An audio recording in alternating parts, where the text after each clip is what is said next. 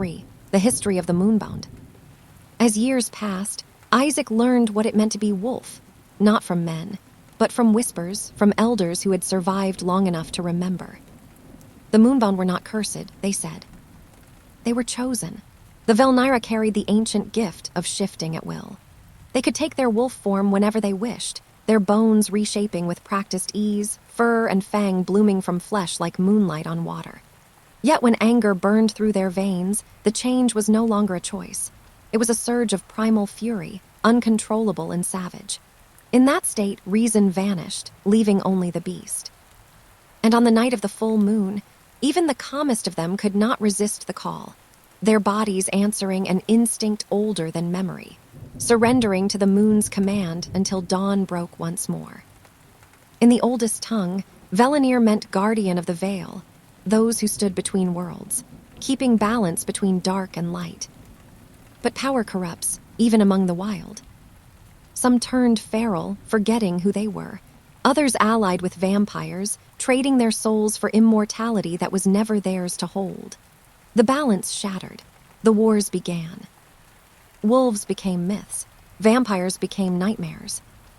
And humans, the most fragile of all, declared themselves conquerors of both. The survivors fled into shadow. Packs hid in valleys like Ravenshade, living in secret, bound by one unspoken rule: never let the humans know. Because humans made them weak, vulnerable, their closeness could endanger not only the Velnira but the humans themselves. Vampires, cunning and ruthless, hunted what the wolves loved most. They could trace a pack through the scent of a single human heartbeat. History had written the lesson in blood, again and again. And so, the Velnira learned to love from a distance, because for them, love was always a risk that ended with loss. But not all among the Velnira obeyed the law of distance. Some believed they could trick fate, could love a human and keep the darkness at bay. For a while, a few even succeeded. They hid in mountain towns, in mist-covered villages, wearing human names and human smiles. But the vampires always found them. They always do. For where there is love, there is scent, and where there is scent, there is blood. Izek's father had been one of them, a Velnira warrior who fell for a human woman with eyes like dawn. He swore he would protect her, that their love could outrun the curse. But vows mean little beneath the moon. The night they found them, the air burned red. His mother's scream was said to echo through the pines, his father's lifeless body, even now haunting the borders of Ravenshade. Izek never spoke of it, but those who knew him could see it, the rage that lived in his silence, the ghost of that night burning behind his golden eyes. Nova and the Promise. Izek and Nova stayed in Ravenshade when some fled. By the time they were 16, they were pack, family, the kind born of blood and moonlight rather than law. Nova learned how to fight before she learned how to dance. He taught her to listen, really listen, to the heartbeat of the forest. She taught him to laugh again. When he lost control, when the rage took him under the full moon, she was the one who dragged him back. Sometimes bleeding, sometimes crying, always returning. "You're not alone," she told him once, holding his trembling hand after a night of chaos. "You're never alone as long as I breathe." He loved her, same as he loved his sister. The weight of years. Now, sitting by the fire years later, Izek could still hear her voice. He could still feel the phantom sting of his mother's wound, the one he never forgave himself for. Nova had stayed. She had built a life among the ruins, caring for her grandparents until they were gone, keeping the pack safe when others would have turned feral. But Ravenshade was changing again. He could feel it, the same sickness in the air that came before war. And then Mira arrived. A woman with haunted eyes, and a heart that smelled of rain and sorrow. Something in her presence stirred all the old ghosts awake. Izek looked out the window, the fog pressing against the glass like memory itself. His reflection was that of a man who had lived between two worlds. He thought of Mira's voice, soft but brave, of the way she smiled even when her hands trembled, of how, somehow, she reminded him of sunlight after years of storm. The beast within him whispered her name. He silenced it.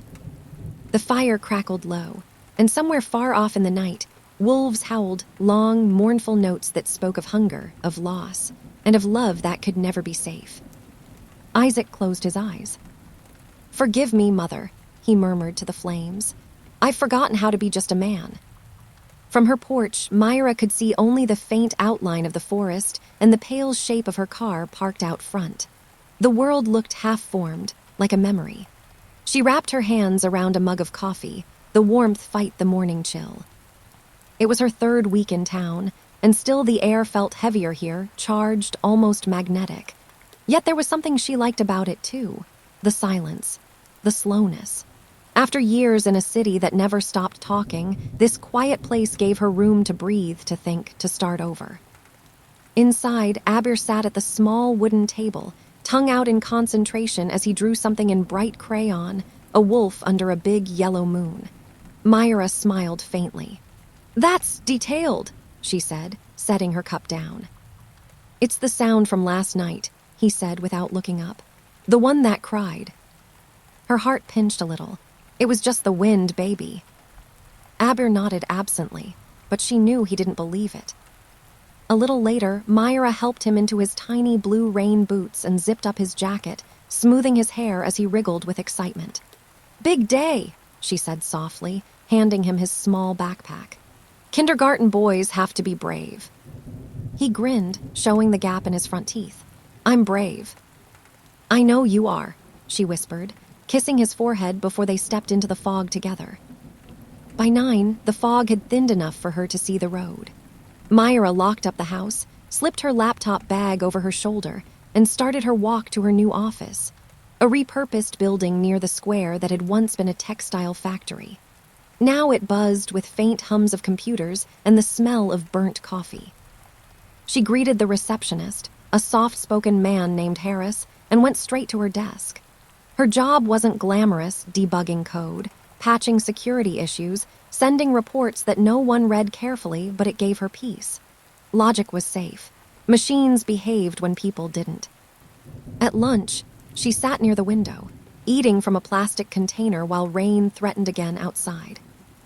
People in town still treated her kindly but distantly, as if she carried a question they didn't want to answer. Then she saw him across the street, at the garage, wiping grease from his hands with a rag. Izek. His shirt clung to him, streaked with oil, sleeves rolled past his elbows. He was bent over the hood of an old Chevy, focused, the muscles in his forearm tightening with each turn of the wrench. She told herself to look away. She didn't. Harris caught her gaze lingering. "That's Izek Stormbane," he said casually. "Best mechanic in town, lives near the forest road. Quiet guy, though, keeps to himself." Mira pretended not to care. Harris chuckled. "He's one of those people born here, never left. Folks like that carry the whole town's secrets in their blood." Mira smiled politely, but something about that sentence stayed with her all afternoon. When she picked up Abir from kindergarten that evening, he came running into her arms, cheeks flushed and eyes bright. "We painted wolves," he said proudly, showing his smudged hands. She laughed, tucking him close. "Of course you did." They walked home together, his small hand gripping hers, their shadows long in the dimming light. The air smelled like rain again. The town was quiet, too quiet. When she walked home later, the streets were emptying, the mist settling back in as the sun fell behind the ridge. She passed the garage again. The lights were off, the door half closed. But someone was still inside. She could hear music, a low hum of an old rock song, and the rhythmic sound of a wrench clicking. Izek was there, bent under a car, half in shadow. When he heard her steps, he slid out from beneath it, eyes catching the dim light like metal. "Long day?" he asked, brushing his hands on a rag. "Always," she replied with a tired smile. "You?" He glanced at the car. "Same old. Machines don't argue back, that's the best part." She laughed quietly. "That's exactly what I like about computers." Their eyes met, both smiling at the quiet coincidence. For a brief second, it felt like the fog lifted between them. Then a dog barked in the distance, sharp, panicked. Izek's smile faded. His head turned instinctively toward the sound, shoulders tensing. Mira frowned. "You okay?" He nodded too quickly. Yeah, just I should lock up. She hesitated. All right, see you around then. As she walked away, she could feel his eyes on her, not in a predatory way, but protective. Like someone standing on the edge of something they couldn't control. Later that night, Mira sat by her bedroom window, watching the fog roll across the fields. Abir was asleep beside her, his small hand clutching his stuffed bear. Somewhere far off, a howl rose low and mournful, fading into the mist. Mira told herself it was a wolf. But the sound felt too close, too human. And across the lane, in his cabin, Izek sat awake, grease still under his fingernails, the scent of rain and engine oil mixing with the restlessness that the night always brought. He thought of her laughter, the way she said, "That's exactly what I like about computers." And for the first time in weeks, he smiled. Even as the beast beneath his skin stirred restlessly, whispering her name. The full moon rose pale, and next night, it was a Sunday, caught in the branches like a glowing snare. The town was quiet, the kind of quiet that hums under the skin, where even the wind seems afraid to move. Mira had worked late, deadlines approaching, her eyes aching from hours at the screen. When she finally closed her laptop, the world outside her window was a wash of silver fog. Abir was already asleep, curled into his blanket, the faint rise and fall of his chest steady against the whisper of the rain. She should have gone to bed. She should have ignored the sound. But there it was, a dull thud far off. Then another, like something large moving through wet ground. At first, she thought it was the old water pipes again, or a stray deer near the fence. Yet something in the rhythm of it made her uneasy. She reached for her coat, slipping it over her nightdress, and stepped out onto the porch. The air was sharp with cold. The moon lit the world in fragments, wet leaves, fence posts, glints of silver dew. Somewhere beyond the field, near the edge of the woods, the trees were trembling though there was no wind. Then she heard it, a growl, deep and raw, vibrating through the night like thunder cracking underground. Her breath hitched. Something was out there. She should have gone back inside, but curiosity or something heavier pulled her forward. She crossed the field, her boots sinking into the damp earth, her heart drumming hard enough to hurt. The closer she came, the more wrong the air felt. It was electric, charged, as if the night itself was holding its breath. And then she saw movement, a shadow, too big for a man, too fluid for a beast. Mira ducked behind a tree, her fingers gripping the bark. In the clearing, under the pale wash of moonlight, Izek was on his knees. His hands were braced in the mud, his body convulsing. His breath came out in ragged gasps that turned into something animal. My God," she whispered. His back arched, bones shifting beneath his skin, muscles tearing and knitting in ways that shouldn't be possible. The sound was awful, wet, primal, echoing with pain. She wanted to look away, but couldn't. His face was half hidden in shadow, but she saw his eyes molten gold, glowing like embers in the dark. And then the howl. It tore through the forest, shaking the air, piercing every inch of her with its sorrow and rage. Birds exploded out of the trees. Her knees went weak. When it ended, the clearing was silent. The creature that now stood there was a wolf. Something in between, towering and trembling, fur slick with rain, breath steaming in the cold. But even in that monstrous shape, Mira saw him. The way he turned toward the cottage, her cottage, not as prey, but as something he longed for. For a heartbeat, she thought he could smell her. His head lifted, nostrils flaring. The amber eyes locked onto the trees, onto her. Mira's body went rigid. She didn't breathe, didn't move. And then, as if some small mercy intervened, a sound echoed from the town, the toll of the clock tower striking midnight. The creature flinched, snarling low, and vanished into the deeper dark. She ran home, every step a tremor, her pulse a scream. Inside, she locked every door, every window. Her hands shook as she touched Abir's hair, reassuring herself he was safe.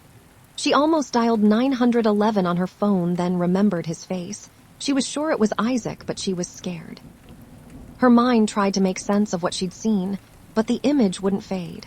Izek, breaking, becoming. She sank onto the floor, heart still pounding. "He's not human," she whispered into the dark. "He's not."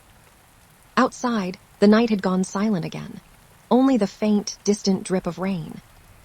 And somewhere far in the forest, the wolf's eyes glowed, not hunting, but watching the small light still burning in her window. Watching her,